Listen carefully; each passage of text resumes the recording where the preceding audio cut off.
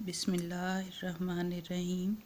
रब्बिश्रह ली सदरी वयस्सिर ली अमरी वाहलुल उक़दतम मिन लिसानी यफ़क़हू क़ौली। हमने ऑनलाइन क्लासेस में हम्द का मुताला किया था। SSC 1 की क्लास में हम्द का हमने मुताला किया था, उसके अल्फाज मायने देखे थे, तशरीहात समझी थी, सवालों के जवाब भी किए थे। लेकिन वो तालिब इल्म जो उन क्लासेस से महरूम रहे या जो किसी वजह से क्लासेस अटेंड नहीं कर सके, उनके लिए आज की ये वीडियो यकीनन कारआमद होगी। इसमें हम देखें, लिखने का तरीका भी मैं आपको एक दफ़ा फिर रिवाइज़ कर दूं कि हम दोनों तरफ मार्जिन ज़रूर छोड़ते हैं। फिर उसके बाद हमने टॉपिक लिखा है। सबसे पहले हम शायर का नाम है अल्ताफ़ हुसैन हाली। मश्की सवालात हम करेंगे। सवाल नंबर 1, अलिफ। कौन सा बंदा हम्द सरा है? हम्द के शेर में अल्ताफ़ हुसैन हाली ने कहा है कि नाफरमान बंदा हम्द सरा है। आपने यहाँ पर देखा कि मैंने नाफरमान को मार्कर से लिखा है क्योंकि दरअसल यही इसका जवाब है और उसको हमने नुमायाँ करने के लिए मार्कर से लिख लिया है।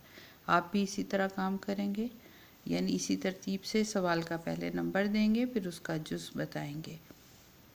इसके साथ ही मैं आपको ये भी बता दूं कि जब आप पेपर देंगे तो आपका जो सवाल का नंबर पेपर में दिया हुआ होगा उसी के मुताबिक आप उसकी नंबरिंग करेंगे। जैसे किताब के मुताबिक ये सवाल अलिफ कहलाएगा, लेकिन अगर ये पेपर है तो पेपर में जिस नंबर पे आप दिया गया सवाल हल करने लगेंगे आप वही नंबर यहाँ पर लिखेंगे।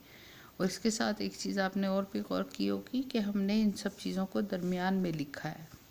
मार्जिन के दरमियान, मार्जिन में इस जगह पे हमने बिल्कुल खाली जगह छोड़ी है। इसका मतलब ही मार्जिन का यही होता है कि हमने यहाँ से जगह छोड़ देनी है। इसके बाद आप देखें कि एक लाइन मैंने ड्रॉ कर दी है जिससे नुमायां तौर पर एक सवाल को दूसरे सवाल से अलग करके देखा जा सकता है। ये वो चीज़ें हैं जो इम्तिहान में अगर आप अपने पेश नज़र रखेंगे तो यकीनन करामत साबित होगी।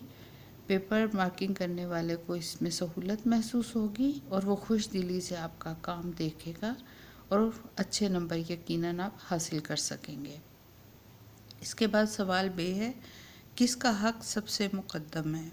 हम देखते हैं कि अल्लाह ताला ने हम पर बहुत सारे फ़राइज़ की अदायगी का कहा है। यूँ तो अल्लाह ने हम पर बहुत से हकूक़ का अदा करना फ़र्ज़ किया है, लेकिन सबसे मुक़द्दम अल्लाह का हक़ अदा करना है। हम इसका हक़ अदा नहीं कर सकते क्योंकि उसकी नेमतें अनगिनत हैं। हम इनका शुक्र मुकम्मल तौर पर अदा नहीं कर सकते। जीम सवाल है, महरम और नामहरम में क्या फ़र्क है?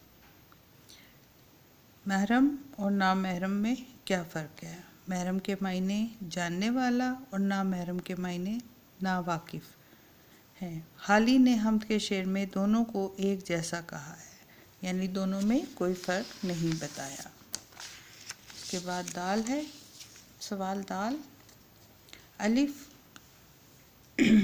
अलिफ सवाल जब हमने किया था तो उसके बाद हमने एक लाइन ड्रॉ कर दी थी, फिर बे किया है तो हमने लाइन ड्रॉ कर दी, जीम किया है तो फिर लाइन ड्रॉ कर दी।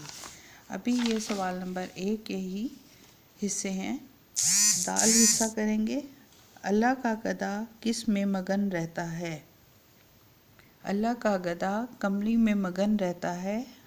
हाली की तख्लीक करदा हम्द के शेर का मफ़हूम ये है कि जो शख्स अल्लाह से लौ लगा लेता है, अल्लाह से लौ लगाता है यानी उससे दिल लगा लेता है, उसकी जानिब अपने दिल को राग़िब कर देता है।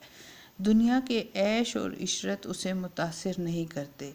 ऐश और इशरत उसे मुतासिर नहीं करते यानी दुनिया का आराम, दुनिया की तायुशात की चीज़ें, उसकी खूबसूरतियाँ उसको अपनी तरफ नहीं करती, माइल नहीं करती, बल्कि वो उनसे कट कर अल्लाह की तरफ लौ लगा लेता है। बादे सबा घर घर क्या लिए फिरती है? हाली ने हम्द के शेर में बताया है कि बादे सबा घर घर अल्लाह का पैगाम लिए फिरती है। यहाँ पर हमने अल्लाह का पैगाम बोल्ड किया है, आप भी इसी तरह से बोल्ड करेंगे।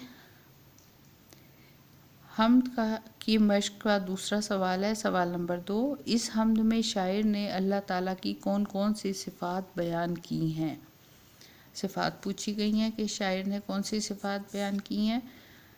ہم بتائیں گے پہلے کہ حالی نے حمد کے اشعار میں اللہ تعالیٰ کی درجہ ذیل صفات بیان کی ہیں۔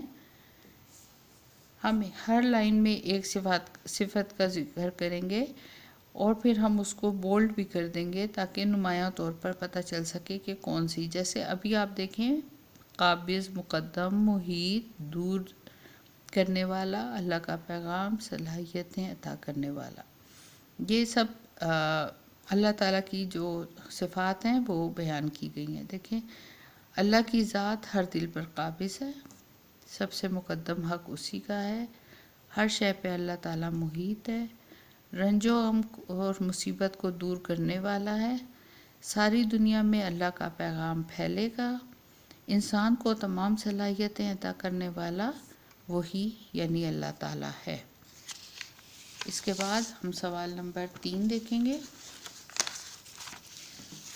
یہاں میں آپ کو یہ بھی بتاتی چلوں کہ اب ہم جو کام کر رہے ہیں یہ اسمارٹ سیلیبس کے مطابق کر رہے ہیں۔ آپ سب جانتے ہیں کہ کووڈ-19 کی وجہ سے ہمارے تعلیمی سال کا کافی حرج ہوا ہے۔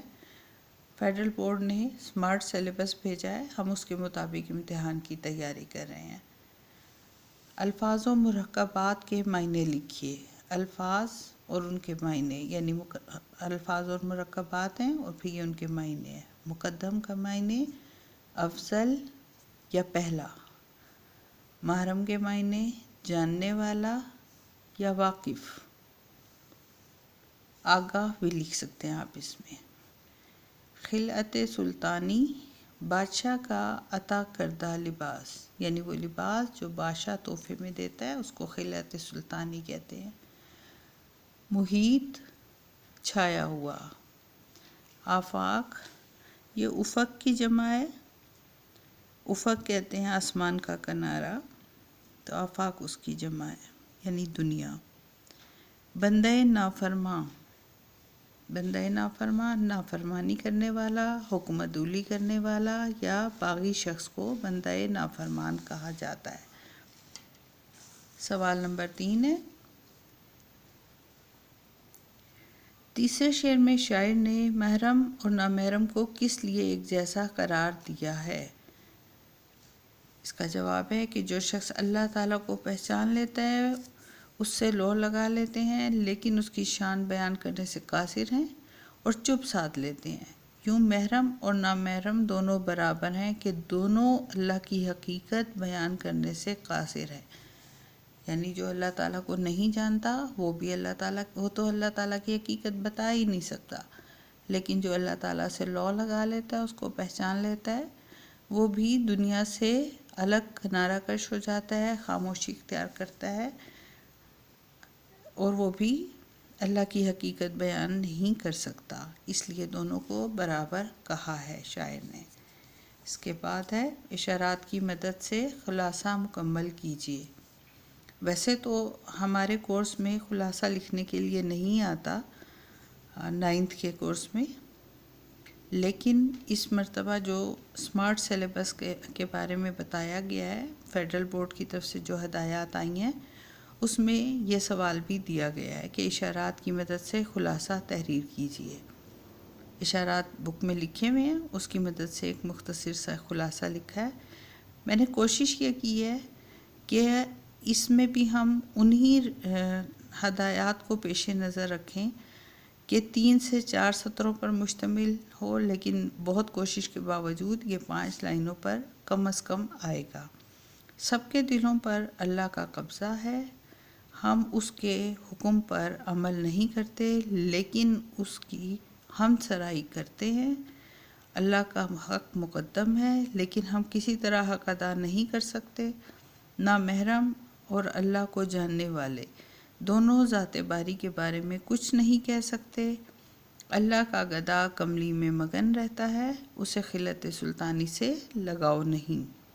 اللہ ہر شے پر محیط ہے، صبا اللہ کا پیغام گھر گھر پہنچاتی ہے، اللہ نے حالی کو سب سے جدا اور متاثر کرنے والا انداز بیاں عطا کیا ہے۔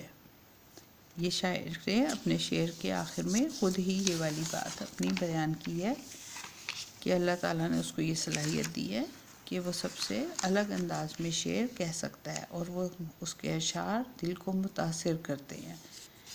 سوال نمبر 7 کرنا ہے، اس کے بعد مصرعے مکمل کرنے ہیں۔ الف ہے، گو سب سے مقدم ہے، جو جہاں پر بلینک دی ہوئی تھی وہاں پہ میں نے مارکر سے لکھ دیا ہے تاکہ آپ کو پتہ چل جائے کہ کون سا لفظ ہم نے لکھنا تھا۔ گو سب سے مقدم ہے، حق تیرا ادا کرنا۔ دوسرا مصرع ہے، محرم بھی ہے ایسا ہی جیسا کہ ہے نامحرم۔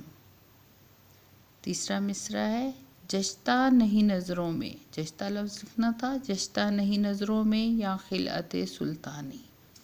پھر دال ہے، آفاق میں پھیلے گی کب تک نہ مہک تیری، یہاں پہ آفاق لکھنا تھا۔ ہر بول تیرا دل سے ٹکرا کے گزرتا ہے، ہر بول تیرا دل سے ٹکرا کے گزرتا ہے، یہاں لفظ دل لکھنا تھا۔ اس کے بعد ہے سوال نمبر 8، نافرمان اور نامحرم 2 الفاظ کتاب میں دیے ہوئے ہیں۔ سوال میں بتایا گیا ہے کہ ان 2 الفاظ کے علاوہ سابقوں سے نا سابقے کے ساتھ مزید الفاظ تلاش کر کے لکھیے۔ میں نے چند ایک لکھ دی ہیں، آپ چاہیں تو اگر کوئی اور آپ کو یاد آئے آپ وہ بھی لکھ سکتے ہیں، بس نا سابقے کے ساتھ لکھنا ہے۔ یہ یاد رکھیے گا کہ سابقہ ہی ہونا چاہیے، لفظ کا حصہ نہیں۔ ناکام، نالائق، نامعلوم، ناجائز، نابینا، ناپسند، یہ مل کے ایک نیا لفظ بن جاتا ہے، ناکام، نالائق، نامعلوم، ناجائز، نابینا، ناپسند۔ امید ہے کہ اسمارٹ سلیبس کے مطابق آپ نے حمد کا یہ کام مکمل کر لیا ہوگا۔ اگر ابھی بھی کوئی دشواری پیش آئے تو آپ مجھ سے رابطہ کر سکتے ہیں۔ شکریہ، اللہ حافظ۔